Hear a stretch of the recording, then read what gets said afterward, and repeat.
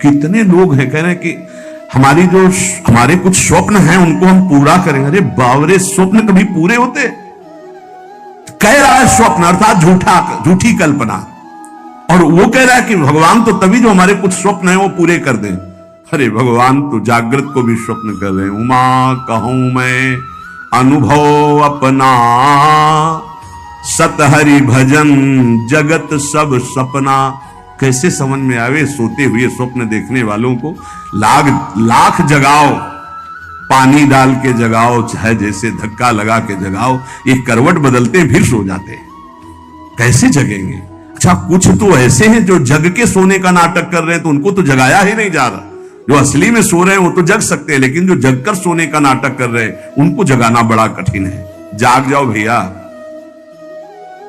देखो, तुम अकेले आए हो, तुम्हें अकेले ही जाना है। जाग जाओ, कमाई करने आए हो, ये परदेश है तुम्हारा, ये घर नहीं है।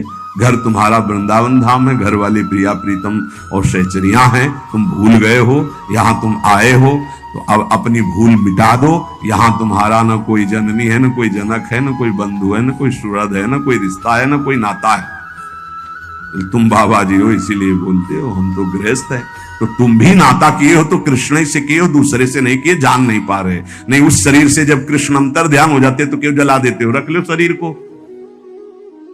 कृष्ण को तो देखा नहीं, जाना नहीं, लेकिन अनजाने में भी श्री कृष्ण से ही प्यार करते हो। कृष्ण आकर्षण जो सबके हृदय में एक पावर रूप से विराजमान परमात्मा तत्व, उसी का आप आदर करते हो। अकेले आए हो, अकेले जाओगे, रात में उठो और खूब भजन करो। रात माने इस मोह निद्रा से उठो और भजन में लगो। भजन करके ही आप इस माया का जो अंधकार है ये विध्वंस कर सकते हो, अन्यथा कुछ का कुछ आपको दिखाई देगा। ठूठ का भूत नजर आएगा, रस्सी में सांप नजर आएगा। ये बहुत बुरा अंधकार छा गया है अंदर। कुछ नहीं है, किसी भी भोग में सुख नहीं है, किसी भी संग्रह में सुख नहीं, पर बुद्धि मलिन है, इसीलिए इसी में लगी। हमारे आराध्य देव की हम पर बहुत कृपा हो गई है। ये जो सत्संग आप सुन रहे हो, मंत्र महिमा, नाम महिमा, ये बड़े बड़े महान रस में डूबे हुए हमारे लिए ये गा रहे हैं। इसलिए पकड़ लो, जो तुम्हें मंत्र मिला है, जो नाम मिला है, इसकी परिपक्व अवस्था तुम्हारे और कृपा से दोनों से होगी। तुम्हारी कृपा जरूरी है, वैसे सबकी कृपा हो गई है, बस आपकी कृपा बकाया रह गई। आप अपने ऊपर कृपा कर लो, किसी के आशीर्वाद की जरूरत नहीं। आप अपना आशीर्वाद अपने ऊपर कर लीजिए। दूसरे के तो बहुत आशीर्वाद हैं, आपका आशीर्वाद आपको नहीं मिल रहा है, बस इसीलिए आप परेशान हैं। आपका आशीर्वाद, हाँ, अपने ऊपर कृपा कर लीजिए। आप अपने आशीर्वाद से अपना उद्धार कर लीजिए। तो इसको तो तुम वही कर्म करवा रहे हो जिससे नरक प्राप्त हो, औरों के आशीर्वादों की आकांक्षा करते हो, तो नहीं हो पाएगा भाई, नहीं हो पाएगा। देखो, आज कुछ ऐसी हवाएं चल पड़ी हैं, परमार्थ को जानना मुश्किल है। कैसे कैसे कैसे नौटंकी नाटक, मतलब आश्चर्य होता है कि तुम उपदेशक के मंच पर बैठकर ऐसे कैसे बोल सकते हो। अगर बोलने को तुम्हें सौभाग्य मिला है तो जो सुखदेव जी ने बोला है, व्यास भगवान ने बोला है, श्री कृष्णचंद्र जो बोले वो बात बोलो, जिससे वो कान में जाए, समझे ना समझे मंगल होगा। ऐसी वार्ता तो ना बोलो जिससे सत्य मार्ग का अस्तित्व ही लुप्त हो जाए सुनने वाले के हृदय से। आज बहुत संकट में धीरे धीरे हमारे धर्म ग्रंथों का रहस्य पढ़ता चला जा रहा है, क्योंकि इनके लिए जो हम मंत्र जाप करके बुद्धि पवित्र होती, सो अर्थ बता सके।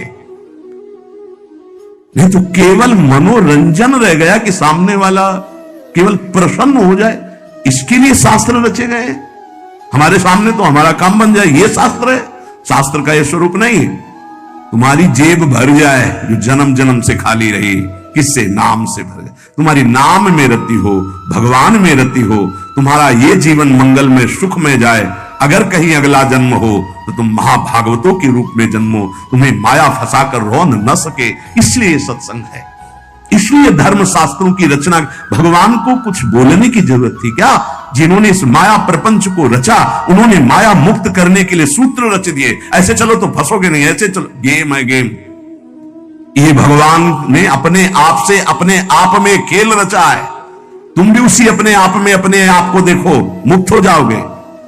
अब यहां केवल सामने वस्तुएं रखी है, केवल भोग सामग्री, केवल पद प्रतिष्ठा, केवल संसार का अस्तित्व, और ये संसार का अस्तित्व इन सबको मिटाने वाला है और हम सजाने वाली बात करते हैं। बहुत बहुत अपने कानों को प्रायः बचा करके रखो। जहां सत्य मार्ग की चर्चा मिले तो सुनो, नहीं तो नाम जप करो, एकांत सेवन करो। ऐसी कोई बात मत सुनो जो नाम रूप लीला धाम से आपको विलग कर दे, नहीं तो जीवन की बड़ी भारी हानि हो जाएगी। और उपासक अपने आराध्य देव को सबके दर्शन से बचावे, ये बड़ी गूढ़ बात हम आपको कह रहे हैं। अब जब खुल करके जिससे यहां सेवा हो रही हो बात अलग है, जब उनका आदेश हो जाए, नहीं तो अपने आराध्य देव के दर्शन से, जैसे कहते हैं ना सबकी श्री जी, सबकी श्री जी नहीं है तो हमारी श्री जी है। हम चाहेंगे तो आपको दर्शन करने देंगे, अन्यथा नहीं करने देंगे, इस पे तुम्हारा अधिकार नहीं है। अपनी जो श्री जी है इस पे केवल अपना अधिकार है। पूज्यपाद शिवड़िया बाबा जी महाराज,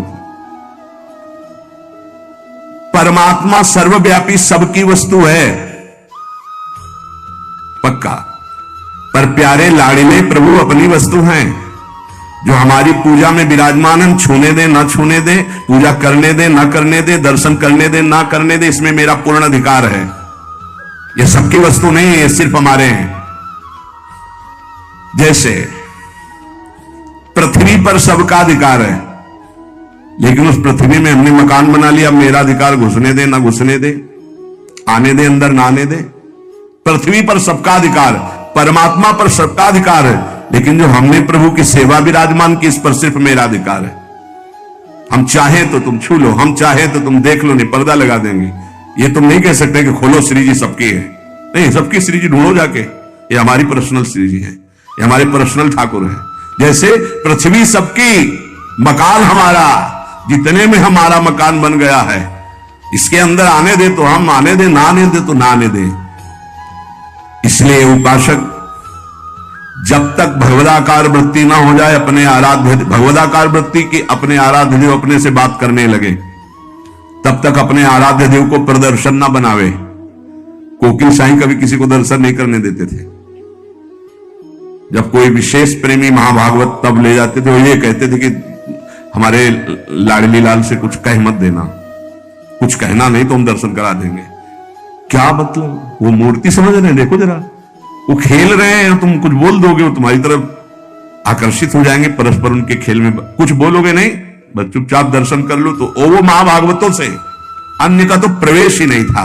इसका कुछ रहस्य है।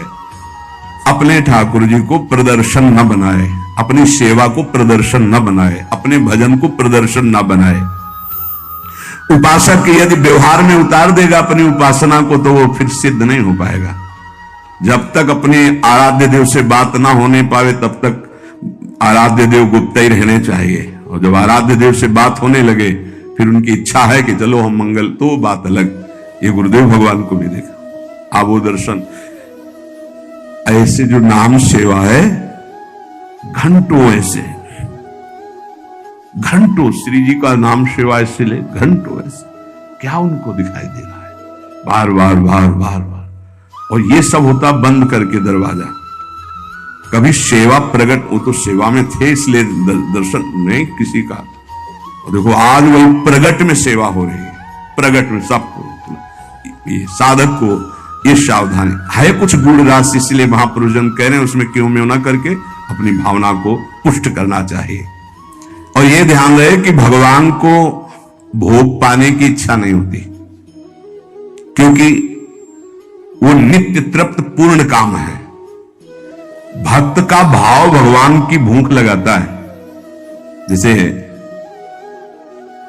भोजन की खुशबू जो है, भूख ना लगी हो तो भी लग जाएगी ना, बढ़िया ऐसे बने हो तो देख के लगे चलो भाई। ऐसे ही भगवान के अंदर भूख पैदा होती भाव से, भक्त का भाव। अगर भाव नहीं है तो पूज्य बाबा कह रहे भगवान नित्य तृप्त पूर्ण काम है, उनमें कभी भूख पैदा नहीं होती।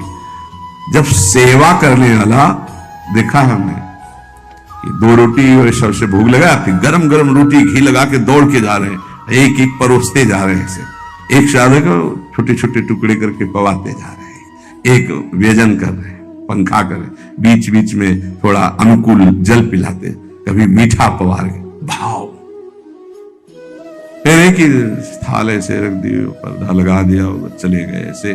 और कुछ लोग तो सुबह चिरौरी और गिलास में पानी रख दिया और फिर शाम के हटा दिया। ऐसा तुम्हारे साथ बर्ताव हो किसी रिश्ते नातेदार के यहाँ तो क्या होगा? जिस कमरे में हो उसी चार पाई के समीप आकर के एक टेबल रख दे और एक गिलास पानी, थोड़ी चिरौरी रख दे, पर्दा लगा दे बाहर से, या तो दरवाजे में ताला। अब कैसा लगेगा? आप तो पाव बाल भोग में हलवा और चाय और बिस्कुट और ये वो, और ठाकुर जी के आगे छोटी कटोरी में चिरौरी रख दी, परिणाम क्या होगा जानते हो?